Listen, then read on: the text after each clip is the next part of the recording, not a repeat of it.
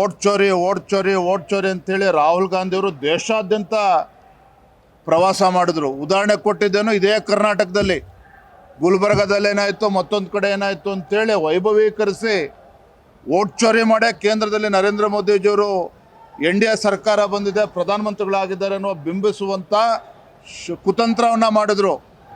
ಇವತ್ತು ಶೃಂಗೇರಿ ಮರು ಮತ ಎಣಿಕೆ ರಾಜ್ಯದ ಉಚ್ಚ ನ್ಯಾಯಾಲಯ ಕೊಟ್ಟಂಥ ತೀರ್ಪಿನ ನಂತರ ರೀಕೌಂಟಿಂಗ್ ಆದಮೇಲೆ ಇವತ್ತು ಪರಾಭವಗೊಂಡಿದ್ದಾರೆ. ಜೀವರಾಜ್ ಅವರು ನಮ್ಮ ಭಾಜಪ ಅಭ್ಯರ್ಥಿ ಗೆದ್ದಿದ್ದಾರೆ. ಇವತ್ತು ನಾನು ತಮ್ಮ ಮುಖೇನ ಈ ರಾಹುಲ್ ಗಾಂಧಿ ಅವ್ರಿಗೆ ಮತ್ತು ಸಿದ್ದರಾಮಯ್ಯನವ್ರಿಗೆ, DK ಶಿವಕುಮಾರ್ ಅವ್ರಿಗೆ, ರಾಹುಲ್ ಗಾಂಧಿಯವರು ದೇಶದ ಜನರ ಕ್ಷಮೆಯನ್ನು ಕೇಳಬೇಕು, ಸಿದ್ದರಾಮಯ್ಯನವರು DK ಶಿವಕುಮಾರ್ ಅವರು ರಾಜ್ಯದ ಜನರ ಕ್ಷಮೆಯನ್ನು ಕೇಳಬೇಕು.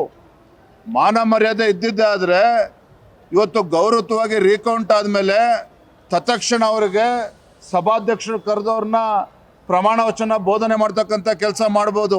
ನಾನು ನೋಡ್ತಾ ಇದ್ದೆ ಸ್ಪೀಕರ್ ಅವರ ಹೇಳಿಕೆ. ಇವತ್ತು ಏನು ಬೆಳಗ್ಗೆ ಪತ್ರ ಕೊಟ್ಬಿಟ್ರೆ ಸಂಜೆನೇ ಬಂದ್ಬಿಡ್ಬೇಕಾಗಾದ್ರೆ.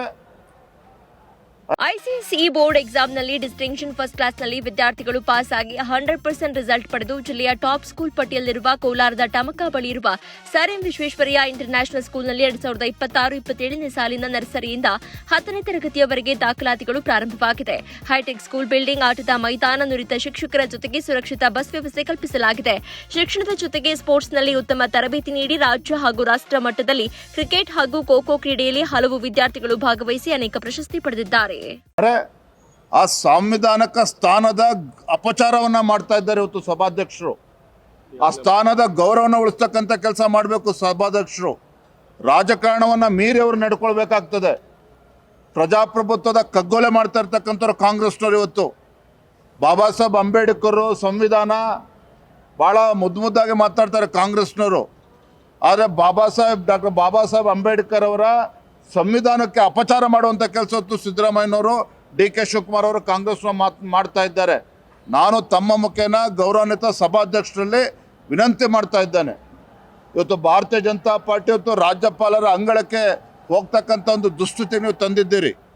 ಹಾಗಾಗಿ ರಾಜಕಾರಣದ ಒತ್ತಡಕ್ಕೆ ಮಣಿಯದೆ, ರಾಜಕಾರಣಿಗಳ ಒತ್ತಡಕ್ಕೆ ಮಣಿಯದೇನೆ ಸಭಾಧ್ಯಕ್ಷರು ನ್ಯಾಯಯುತವಾಗಿ ಅವ್ರು ನಡ್ಕೊಳ್ಬೇಕಾಗ್ತದೆ. ತತ್ಕ್ಷಣ ಜೀವರಾಜ್ ಅವರಿಗೆ, ಇವತ್ತು ನಮ್ಮ ಶಾಸಕರಾಗಿರ್ತಕ್ಕಂಥ ಜೀವರಾಜ್ ಅವರಿಗೆ ಇವತ್ತು ಪ್ರಮಾಣ ವಚನ ಕೊಡಬೇಕಾಗ್ತದೆ. ಎಲ್ಲೋ ಒಂದು ಕಡೆ ಕಾಂಗ್ರೆಸ್ ಪರಾಭವಗೊಂಡಿರ್ತಕ್ಕಂಥ ಅಭ್ಯರ್ಥಿ ಏನಿದ್ದಾರೆ ರಾಜೇಗೌಡರು, ಅವರಿಗೆ ಉಚ್ಚ ನ್ಯಾಯಾಲಯಕ್ಕೆ ಹೋಗೋದಕ್ಕೆ, ಹೈಕೋರ್ಟ್ಗೆ ಅಪೀಲ್ ಹೋಗೋದಕ್ಕೆ ಸಮಯಾವಕಾಶನ ಕೊಡೋದಕ್ಕೋಸ್ಕರ ಕಟ್ಟುಕತೆ ಮಾಡ್ತಾ ಇದ್ದಾರೆ ಅಧಿಕಾರಿ. ಅಲ್ಲಿ ಜೀವರಾಜ್ ಅವರೇ ಅಲ್ಲೇನೋ ಅಕ್ರಮ ಮಾಡಿದ್ದಾರೆ ಅನ್ನೋ ಬಿಂಬಿಸ್ತಕ್ಕಂಥ ಕೆಲಸ ಸ್ವತಃ ಮುಖ್ಯಮಂತ್ರಿಗಳು, ಉಪಮುಖ್ಯಮಂತ್ರಿಗಳು ಮಾಡ್ತಾ ಇದ್ದಾರೆ.